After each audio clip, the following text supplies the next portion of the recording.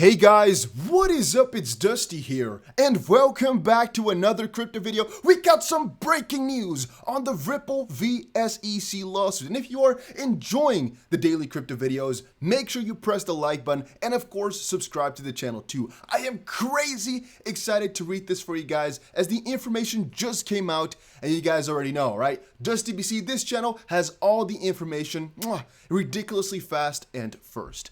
Now, SEC v. Ripple, a telephonic conference to discuss the SEC's motion to compel the turnover of documents regarding legal advice Ripple received about whether sales or offers of XRP were securities has been scheduled for May 21st.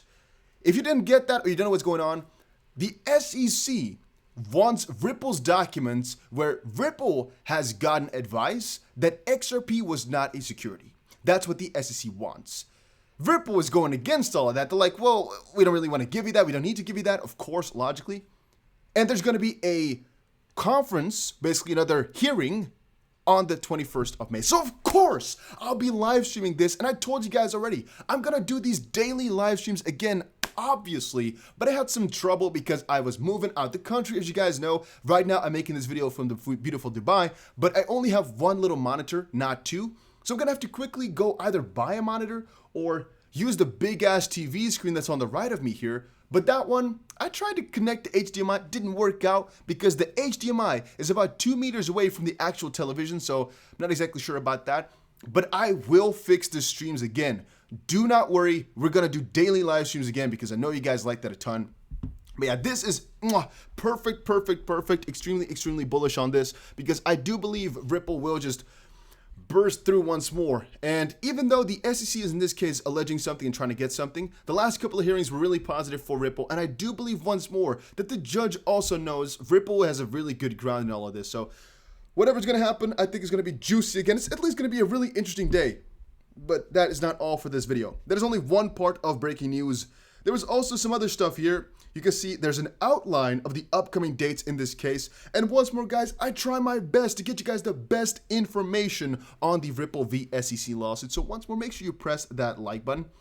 One thing first is that Ripple requested until Friday, May 14th to respond to the SEC motion to compel documents regarding legal advice Ripple received about XRP. At first, this is going to be May 12th.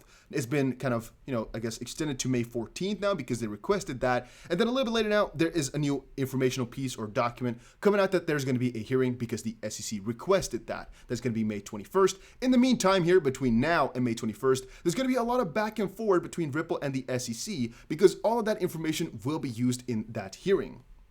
Moving on though, we have a little bit of a summary which just came out 20 minutes ago about what exactly is going to happen in the Ripple v SEC lawsuit right now. Let me quickly actually retweet these two things for everybody that's following me over on Twitter so you guys know.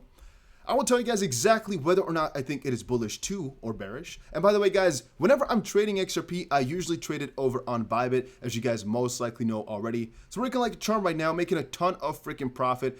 And even though I don't like to give out trading signals, I am going to be doing a huge trading challenge, either $10,000 to $1 million, or I don't know, something along those lines. Maybe just showing you guys what exactly I am buying or selling, because a lot of you guys have been requesting that. And the last couple of weeks here, I've made more money than in the last couple of years. So I definitely want to show you guys some of my results, as I think it is pretty damn funny. But yeah, that is that. There's also a cool bonus for everybody who deposits XRP on there. I've already talked to you guys about it. There's a 25 XRP bonus if you deposit 500, and you get maybe, I guess, a couple people will be winning a Ledger Nano X if you deposit over 1,000. What's the risk? What's the negative side? Well, of course, it's leverage trading, so be careful with that. But the platform itself, I trust it with thousands, hundreds of thousands of dollars, whatever. I'm not really concerned that it will ever leave me or anything like that. Then again, never keep too much of your money on exchanges, obviously. All right, moving on. May 13th, Ripple's opposition brief to the SEC's motion to strike Ripple's lack of due process and fair notice affirmative defense.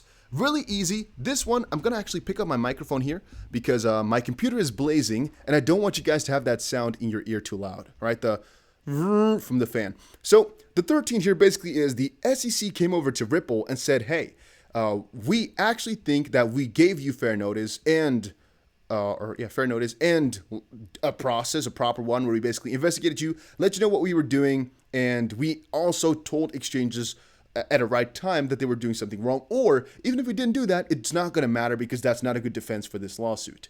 Ripple thinks basically because the SEC makes it look right now as if they knew all along that XP was security and that Ripple should have known, but then again, they didn't really give the exchanges whenever they requested that the information that they thought XP was a security. So since they didn't do that, it's a good defense to know that, or to say that they also did not know, right?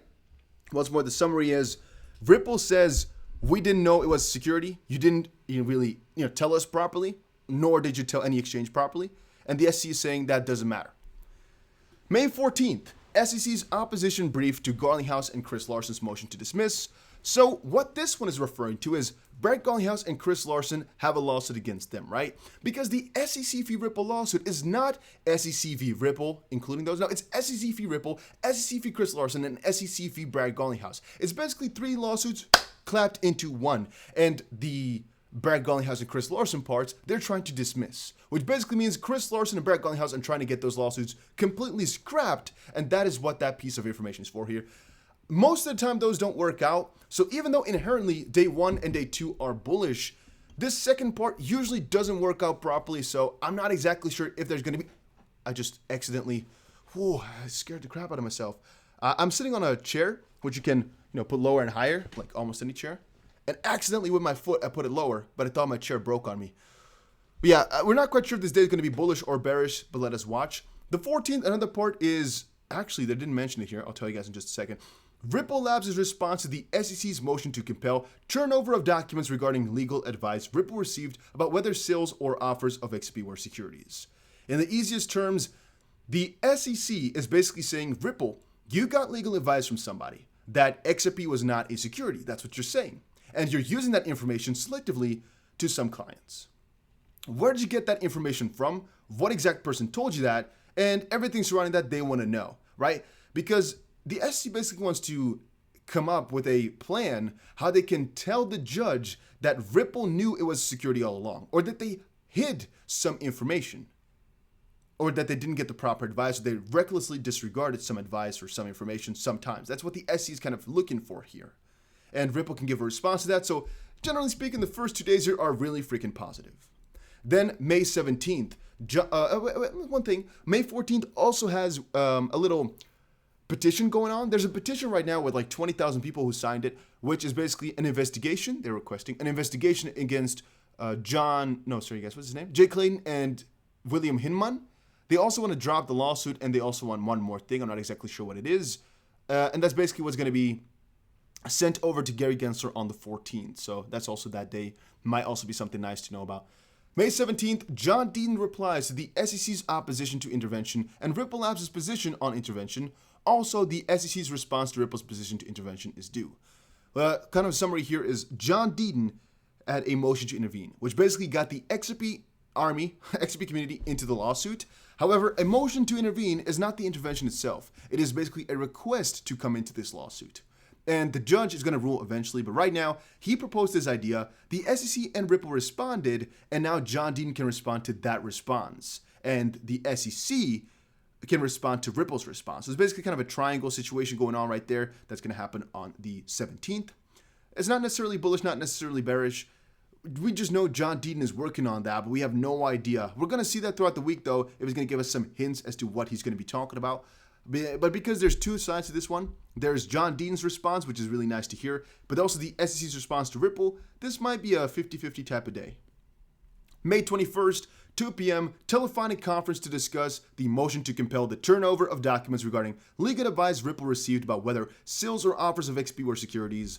And May 27th, SEC's reply to Ripple's opposition brief to the SEC's motion to strike Ripple's lack of due process and fairness affirmative defense. I'm reading a little bit too quickly. May 21st is the telephonic conference, which once more is just Ripple and the SEC. And I will do it again. I'll be there. Wait, guys, no way. I'm going to have to, this is interesting. I'm going to have to order a SIM card here in Dubai so I can actually call to the United States for this little conference. Last time, I upgraded my Europe plan to be able to call to the US for only like a couple tens of dollars. But if I'm going to do it in Dubai here, I'm not sure how expensive it is to call to the US. it might be really freaking expensive. It might be really dumb. Ooh, so I might have to come up with a new solution for that, or quickly fly back. No, I'm not going to fly back for a conference like this. Oh, I can better just buy, an expensive SIM card rather than go back. Ooh, I'm going to try my best to get this live to you guys again. Last time it worked really, perfectly. I'm going to try my best, right? Don't worry. I think I got you. If you have any suggestions, let me know. But again, there's going to be SEC and Ripple on a telephone with a judge, and they're going to go back and forth talking about what exactly they think. May 27th, SEC's reply to Ripple's opposition brief to the SEC's motion to strike Ripple's lack of due process fair notice defense is basically a response to day one. So May 13th, there was going to be this opposition brief to the SEC's motion to strike, and then the 27th, is going to be SEC's reply to that little opposition brief. And then June 4th, Brad Garlinghouse and Chris Larson's reply to the SEC's opposition brief to their motion to dismiss, which was the one from right here, May 14th. Again, I think you guys get it. We are still also waiting for a decision on the SEC's use of foreign MOUs by the judge. She has basically heard all the information, but she hasn't given a decision just quite yet, so we're hearing that pretty soon here. There's no specific date for that, though. Yeah, and that is it for the update of today. That's basically the situation right now. I had more articles open, but I don't think we need it because I talked about all the most important parts. And damn, guys, we just got some breaking news on the lawsuit, too. I'm going to try to publish this as soon as I can over on the YouTubes, of course. And if you guys enjoyed this video and enjoyed the update and learned something new, make sure you press the subscribe button, like button too. And I'll be trying daily live streams again, all right? So do not worry. I got you guys with the content, and I'll see you guys again in another crypto video.